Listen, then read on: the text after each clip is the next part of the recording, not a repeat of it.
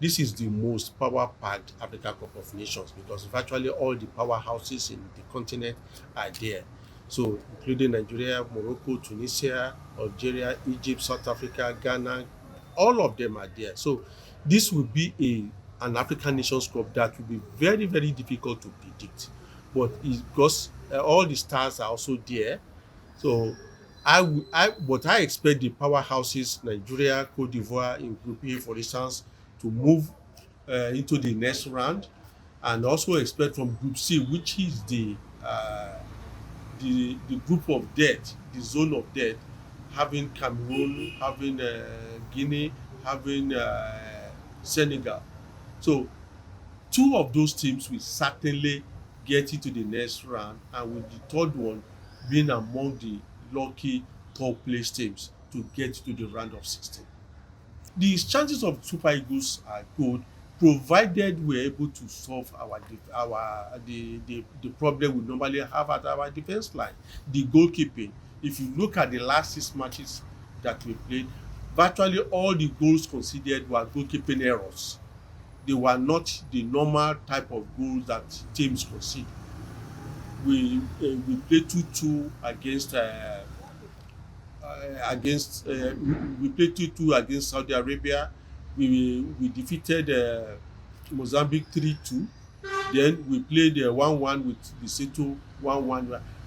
Virtually all the goals except one, we could say we could beat any other goalkeeper. So we need to solve that goalkeeping problem. Until that is solved, we will. Because no matter how good the forward lines are, no matter how they try to score, if the defense is leaking, it's like you are trying to fill a basket with water.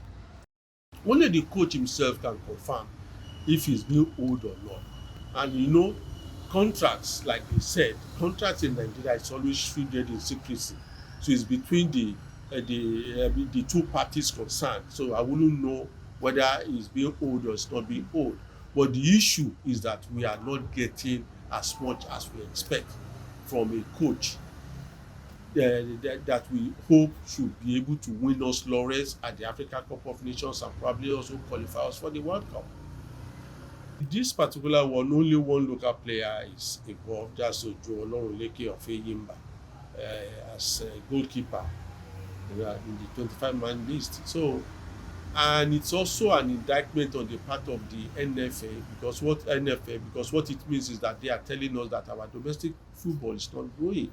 And if you look at the coaches we've been having before, especially in the 80s and 90s, those coaches are also meant to scout for players in the domestic league and ensure that they are improved. And if they are good enough, they can even leave the country.